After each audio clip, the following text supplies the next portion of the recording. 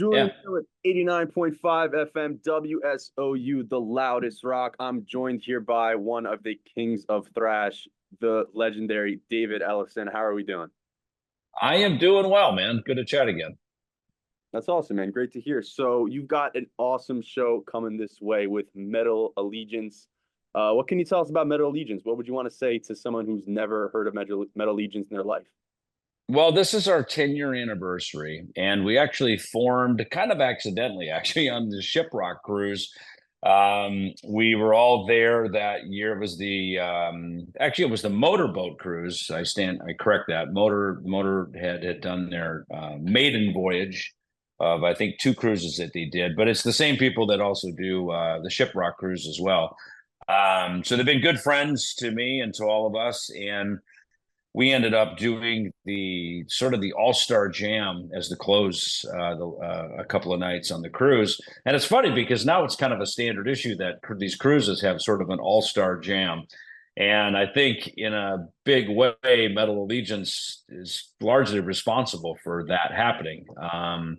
Initially we were doing something called Metal Masters around the time when the Big Four was out, with Metallica, Megadeth, Slayer, and Anthrax. So this was 2010, 2011, and it started there as it was kind of a clinic with a performance. And we did some shows. We did one right before we performed at Yankee Stadium. We were at the Best Buy Theater there in Manhattan. And so, that's the idea kind of spun out of that. And then it became Metal Allegiance. So it could sort of be its own standalone band. And me, Mark Mengi, who's also from the area, bass player, of course, the infamous Mike Portnoy and Alex Skolnick from now Dream Theater and Testament, respectively. We are what we call the core four, kind of the four founding fathers of Metal Allegiance. So, this year we're celebrating our 10th anniversary of the band. We put out two records, Nuclear Blast, our self-titled debut that came out around 2016, something like that, when that came out. And then we did our second record, Power Drunk Majesty, that came out a couple years later. And it's always the core four of us who are the writers of the material. But then we have a lot of special guests that came in. Randy Blythe from Lamb of God, Floor Jansen from Nightwish, and a gazillion other people. So it's the records are great. If you haven't picked them up, pick them up. It's all original material.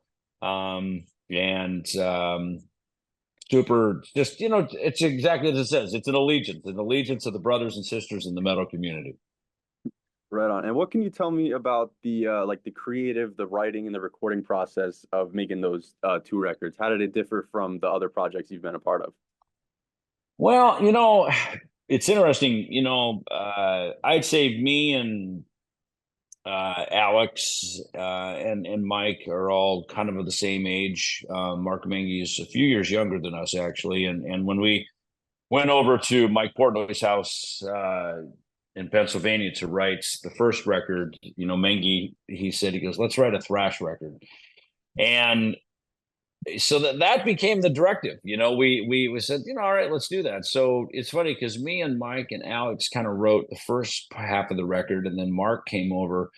He lives out in Long Island, and then wrote the second half of the record with us. And so it's interesting how it had this very wide spread from kind of typical thrash stuff to some of these kind of almost Pantera grooves to there's even a ballad on there. So that first record, I think a first record for any band is you're kind of finding your way, you know what I mean? And but once you make that first record, whether it's Metallica, Kill 'Em All, Megadeth, Killing Is My Business, Iron Maiden, whatever it is, when you make that first record, you really define who you are. And I think at that point you set an expectation for the second record. And I'd like to think, our second record was just an extension of that with a whole different set of guests on it. So that was our goal, was to never repeat ourselves with our songs, never repeat ourselves with our guests that we have as well. Oh yeah, that's great. And with so many of those songs and a lot of covers I know you guys like to do, how do the set lists usually come together? Is it like a collaborative process, or does somebody like take the lead? It's pretty collaborative. I mean, I think we usually let Maggie usually ends up picking most of the songs, and then that's collaborative. There's sort of be a set list sort of sent out on a group text or something, and then we'll augment it or we'll switch things around. And Portnoy is usually the kind of the director, like let's have this person sing on this, let's have this person play on that. So, and even in the studio writing, as me and Skolnick and Mengi would come up with the riffs and kind of define those kind of the foundation of the song. Portnoy was the arranger. He'd be over there on the whiteboard, like a coach. Like, okay, we're going to do this play. We're going to do the intro, the chorus, and then back to the re-intro. And he was very good about arranging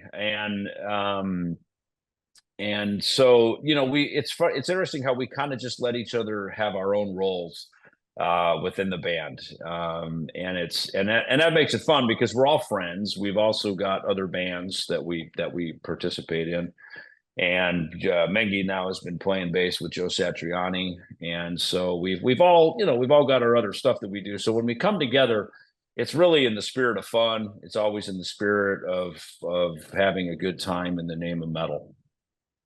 Oh yeah, that's awesome. And do you have like any really memorable moments from playing these shows over the years and like in the studio with Metal Allegiance?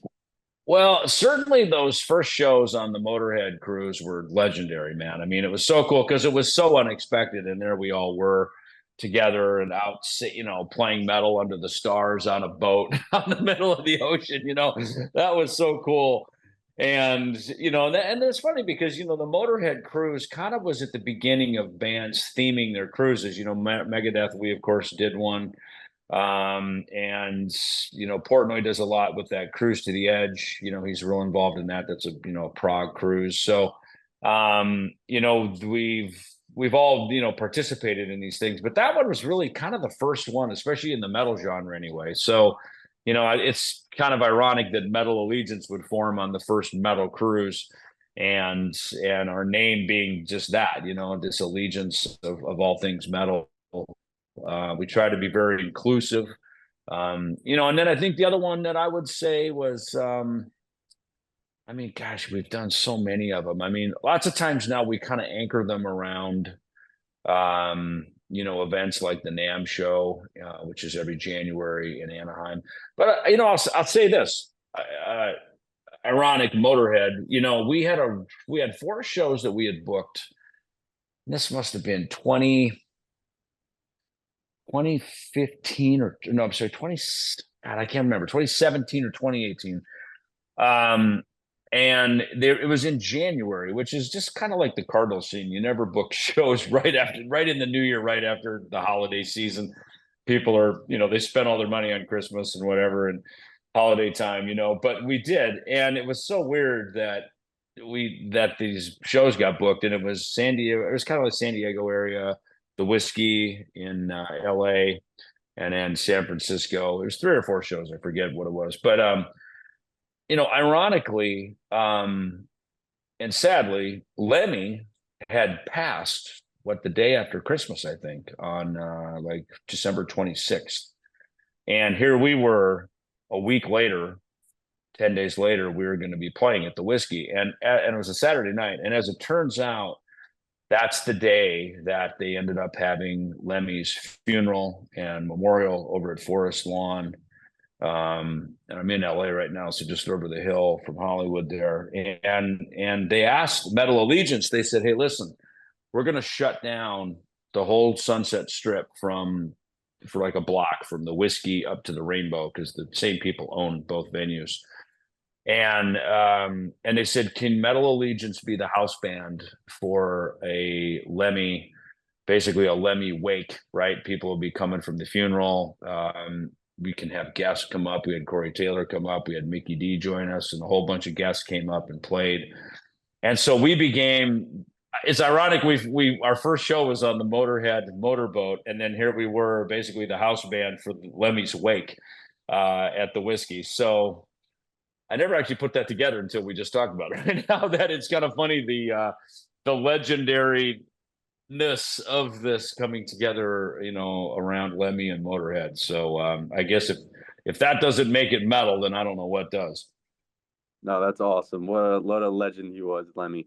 And For about sure. that motorboat tour, how many other like metal cruises have you been on? And is it like a really different atmosphere playing those shows with the fans because you're all like trapped on the same boat for a week?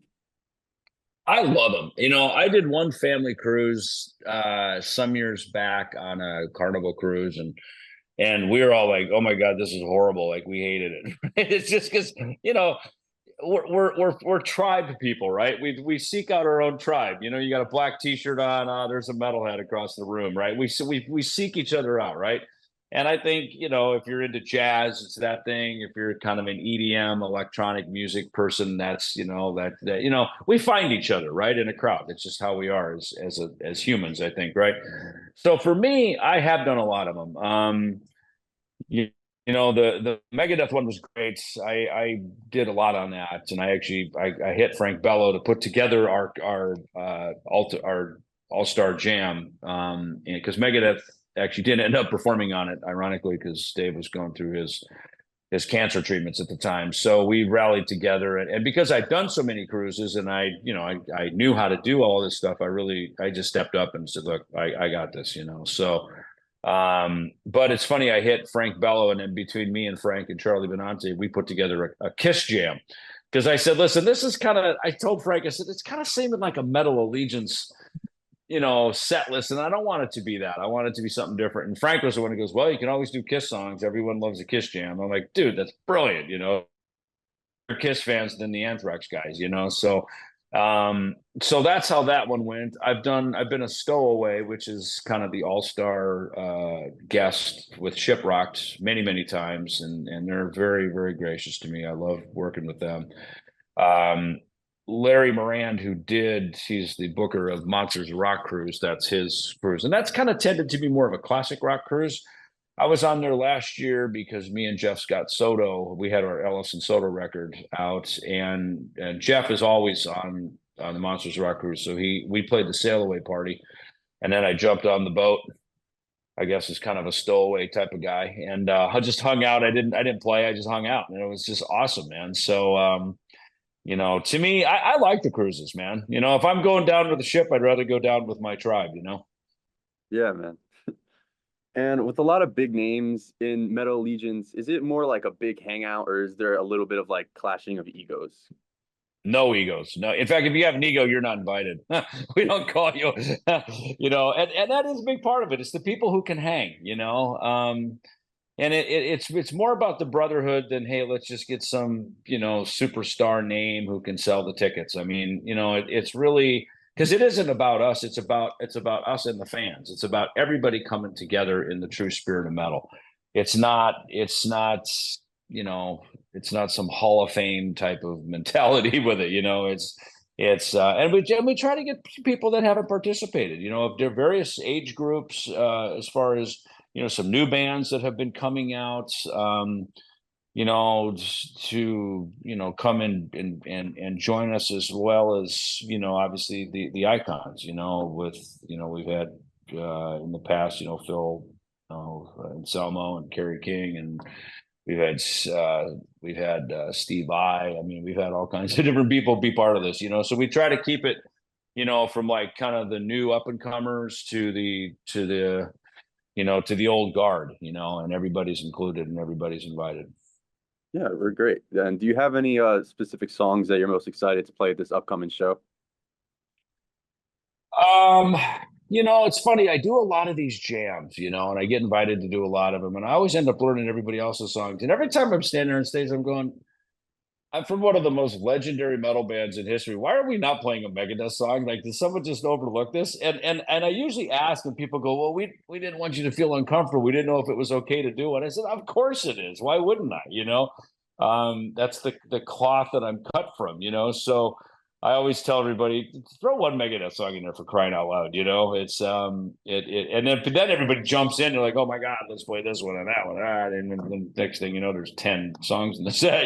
But I just like it because especially in a metal setting, it's what I'm known for, So that's to me is, and I mean, let's face it, the big four are basically classic rock bands at this point. We're not even like cutting edge thrash bands. We're just classic rock icons or something now, So I guess it's a blessing if you can live long enough to become classic rock. I guess the next step is we're going to be the oldies, But for now, we're classic rock.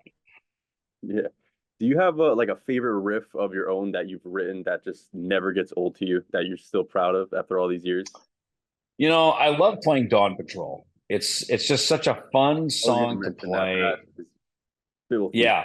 And I wrote it on Jimmy Bains' bass. Jimmy Bain, after we had done the Dio Megadeth Sabotage tour in 1988, Jimmy and I became buddies, and he had this awesome Yamaha endorsement. So he had tons of basses. I went over to his house in the valley, and he loaned me some basses. He loaned me an 8-string bass, and I took it home and I pulled it out of the case and I wrote Dawn Patrol on the spot, like right there. And it's so weird because even as I play it now, I'm like, my fingers would normally never go into these notes. And I think that just speaks to me, instruments have songs in them. And that instrument had that song in it, and it just took it to be in my hands for that song to come out of that instrument. And that's why I'll have a lot of instruments. And once I get my songs out of them, I either sell them, I give them away, I donate them to charity. I'm like, I got my songs out of it. Time for someone else to get their songs out of it. Yeah. And what can you tell fans to expect from this upcoming show? Are there any surprises or special guests that you can let us in on? We, I think we made the announcements, and then always some other things just develop. I think that's how this happens, because it isn't just four dudes out on a tour, so to speak, which is kind of how most we operate with most bands. With this one, we embrace the unexpected, like, oh my God, you're never going to believe who's in town. Let's invite them out and see if they want to jam, And so that kind of stuff happens all the time. Obviously it's kind of a busy season. People are on tour. So, it's always fun to kind of peek around and who's there. I mean, I love working with, John Bush, he and I pretty much grew up together, in the business together. I love working with him. And it's funny, at NAMM, when Metal Legions just played here in California in January, Blitz and Blitz from Overkill, shared the stage, and that quickly led to a phone call. Next thing you know, I'm pitching in, helping them out. Well, Didi was recovering from his shoulder surgery, So it's funny how just, and that's how music and that's how our business works. If you're just in the room and you're on the stage and you're part of the action, you get called for something else, and so there's all kinds of, you never know where the tentacles go out, to other cool opportunities. No, yeah, that's awesome. And what can you tell me about playing those shows with Overkill in Latin America recently? I just caught them at their show last Saturday. They were unreal. I'm sure it would have been awesome seeing them with you. Yeah, no, super great. I mean, look, Overkill, we, again, friends of the neighborhood, right? We all grew up together, and we had them out with us on the P Cells tour back in '87. In fact, me and Blitz were comparing stories, and he remembered a lot of the chicanery and just everything that was happening back in that day. So of course, Didi being one of the icons and one of the great songwriters in our genre for sure. I was certainly happy to pitch in, and it was great. I mean, I think just the fact that we know each other, we've grown up together. Part of it is who can play the parts. The other part of it is, can we hang out, and especially if you're on the road for a month, like we were 3 weeks or whatever, flying around, South America together, can you hang out? Is someone going to be annoying and get on your nerves, or do they know how the drill works? That's a big part of, especially touring, it's just being able to be compatible as road mates, so, and that one certainly it was a lot of fun. We had a great time, and I'm glad Didi's back playing again. I heard, I talked to Bittner the other day, and he said the show was amazing, at the Starland that they did last weekend. So I'm glad to hear they're back in action. Yeah, that's great. And they're a legendary thrash metal band. There's so many other legendary thrash metal bands. Everybody talks about the big four. If you had to add a fifth band, which one do you think it would be? Well, I call it the Big Six. I would definitely add Overkill on the East Coast, and I would add Exodus on the West Coast. So to me, you don't make it five; it becomes six immediately. You just the door widens for that quickly, and then if you went to seven and eight, I mean, look, Testament was kind of a half generation behind us. So as big as they are and as great as they are, they just weren't of the same graduating year, if you will, where the rest of us were. But look, then you could add them and Nuclear Assault, and I mean, on and on and on it goes. So I mean, you'd almost have to throw SOD in there, even though it's a one-off. But there are just so many great records of right in that era. And then of course Annihilator, was just amazing, and but yeah, I think big four, and then for me big six. I think that's a nice thrash metal house right there. Gotcha. So you were just in South America with Overkill, and I'm pretty sure you played some of your first shows with Hail, in Chile, also in South America. Is there anything Yeah. special to you about South America, sentimental? And is there any place that you really like to have an off day while you're on tour? Good memory on Hale. That was a good one. We did five shows down there, up and down the whole all of Chile. And it's so weird because when you're in the southern hemisphere, it mirrors the northern hemisphere. It's just that the farther you go away from the equator, or the closer you get, right? So, like in the north of Chile, which is near, farther to the closer to the equator, um, there was a kind of, I guess, like a Phoenix, city. It was on the ocean, but it's called Antofagasta, and apparently it's like the driest city of all of South America or something like that. I mean, it's like tumbleweeds. As you fly in over the ocean, and then there's like tumbleweeds and just it looks like Tucson or something. And then as you go farther south, I forgot the name of the city, but I mean, it totally looked like Seattle or something. So it's so I thought, just sort of geographically, that was a fun tour. And again, every day we would fly to another city and play it. And I think the thing with that, something like Hail and probably even Metal Legions, because we're a little smaller and a little more nimble, we can go into the crevices and go deeper into some of the places of the world that, when you're in the big bands like Megadeth and, Slayer and this stuff, you can't get to those places because it's too big. You know what I mean? It doesn't fit through doesn't fit through those channels.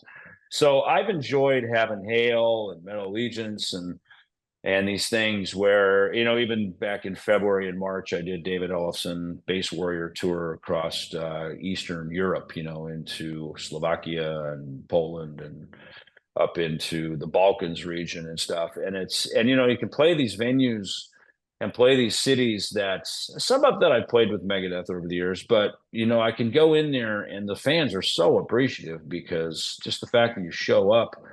I know because I'm from a small town. I'm a small town in Jackson, Minnesota. Like ACDC never came there. I had to drive at least 90 minutes to the west or 3 hours to the north up to Minneapolis or something to go see my favorite bands. So I know what it's like as bands get bigger. They're not able to play some of the secondary and tertiary cities. Yeah, and you said before about the Big Four and some of those other thrash bands basically becoming classic rock at this point. How do you think the metal scene has evolved? Where do you think it's heading? And do you think that there's a lot of problems facing metal musicians today?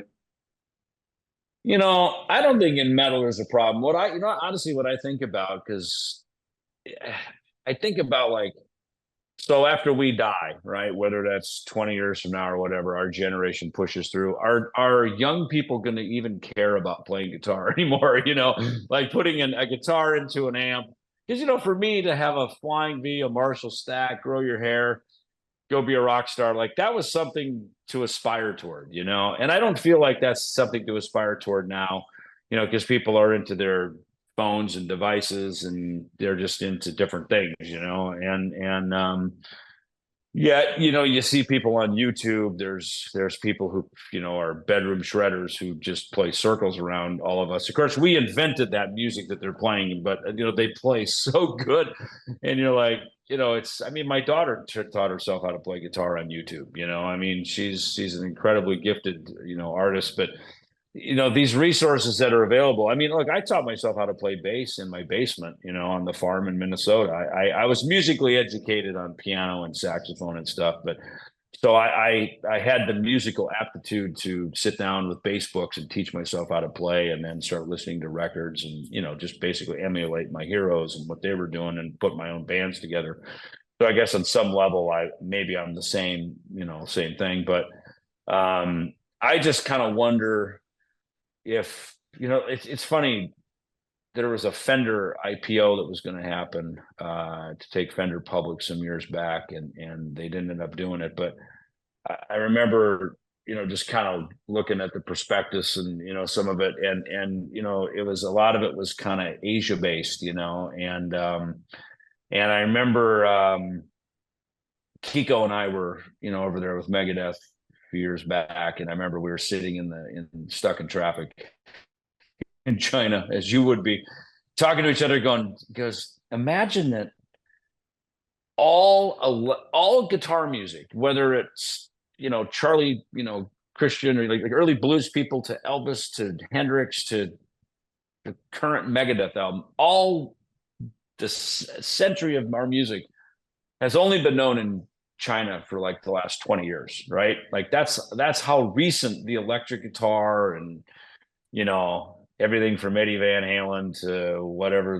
the latest greatest guy is today, right? So we're just kind of thinking about that. So I was just kind of thinking globally, but other maybe the next wave of music or whatever, it isn't going to come from the Western world. Maybe it's not going to come from Europe and America like it has traditionally over the last 50, 60 years of rock and roll and heavy metal and all this kind of stuff. Maybe it'll come from somewhere else, but a lot of it is culturally based too, because I mean, let's face it, that's why we like what we like, right? It's because it culturally backlashes against something. It's our anarchy, it's our rebellious theme song. It's more than just a song. It's sort of what the song represents to us in our life.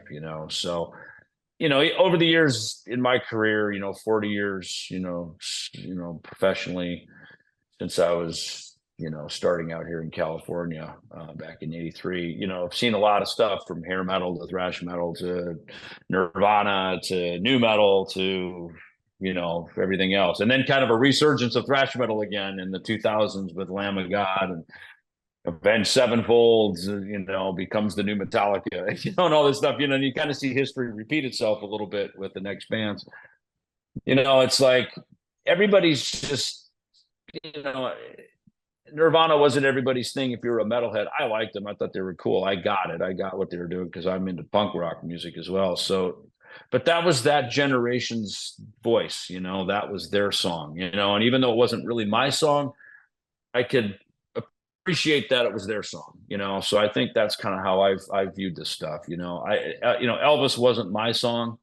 It was my mom's song. My mom was a huge Elvis fan, and now years later, I read books about Elvis, and of course the Elvis movie came out, and he was the total ultimate punk rocker, man. He was like totally turning the tide, pissing everyone off, and making parents nervous. You know what I mean? And that's like the ultimate rock star. Yeah, man. Are there any like hot up and coming bands either in the heavy music world or outside of it that you're really like high on right now? It's funny. I love Rammstein. I think their music is just fantastic. Their show's fantastic. I love Ghost, of course.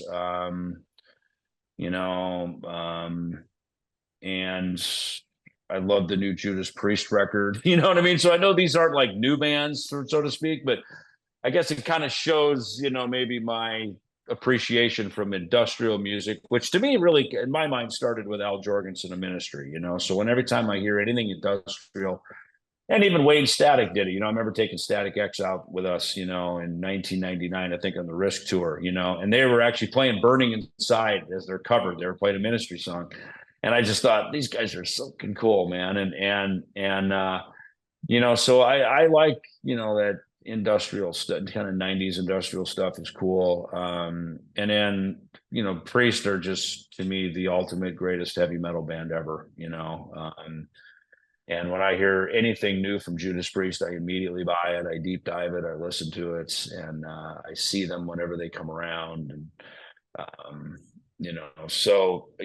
as much as I'm friends now with my heroes and my icons, when I go to their shows, I try to just remember being that young rock and roller. What it meant to me when I was still living in Minnesota, sitting in the concert hall as the next up and comer.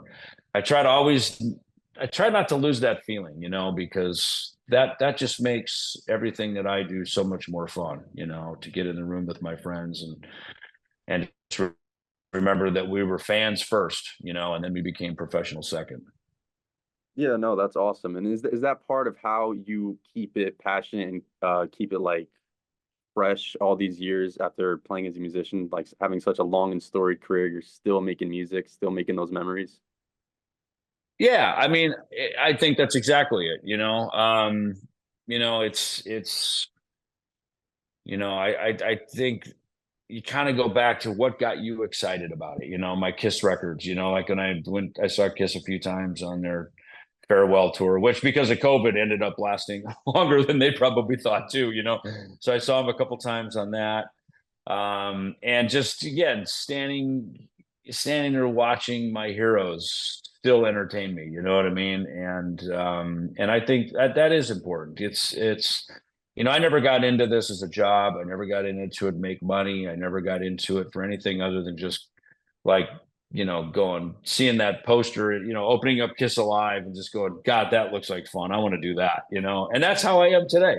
Whether I'm waking up in whatever city on the planet and just going, man, I get to go do this today. This is how cool is this, And even on this conversation right here, talking to you, obviously you're a fan, you're and just talking to another brother in the community, and just you and me sitting your blood are what makes us want to get out of bed and go and rock the day. You know what I mean? And that's for us it's metal and rock and roll. Right on, man. It's a beautiful thing. Do you Yeah. have any like pre-show, post-show rituals you find yourself doing every show? Look, I always say a prayer, and that's probably just the Lutheran kid in me, you know what I mean? And sometimes it's like, oh God, please help us, because you just never know what you're walking into. But look, I think the trick is you practice at home so you can get in the room to rehearse, so you can take it on the stage to perform.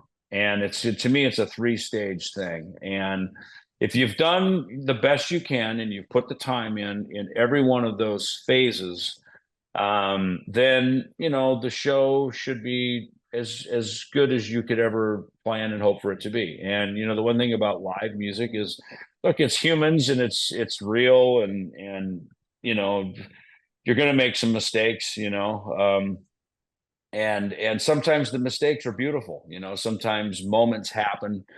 So it could be as simple as someone forgets a song in the set list and you end up playing the next song, and or somebody comes out to join you for a jam, which is typical of Metal Allegiance, and all of a sudden there's a moment that you're like, holy cow, that was like shivers on the arms. So to me, that's the beauty of a real human performance, and that's why I like watching bands. Metallica, they're not running tape. You go see AC/DC, they're not running tape. You know what I mean? And some bands need to. It's part of their production. But I like when as much of the human element can happen as possible. I like that because I think that's what we're paying for is how fast and hard can this go and take some corners without going off the rails. And if it goes off the rails, you're like, oh well, it's rock and roll. You know what I mean? So I think that's a feeling I have as a performer too. Is you can prepare as much as you can, and then there's I heard one time, and I kind of go by this. There's the show there's the show you wanted to give, the show you wish you gave, and then there's the show you actually gave. You know, those are the three shows in every performance. You know, the one you wanted to give, the one you wish you gave, and the one you really gave. You know, and the one that you really gave. In fact, I remember hearing this. This is a thing from Elvis, someone from his record label. I don't know if it was Sun Records or who it was. Maybe he was on RCA at this point. He came to him and said, "Elvis, we want to do a live." But maybe it wasn't a live album. I think it was a live radio broadcast. And reportedly, Elvis was freaking out. Like, oh my God, I can't do that. What if I don't sing great? Da, da, da. And the guy from the record label said, "Elvis, we don't want the perfect performance. We want the perfect, imperfect performance." And to me, that is now a mantra. Let's give them the perfect, imperfect performance. That's really well said.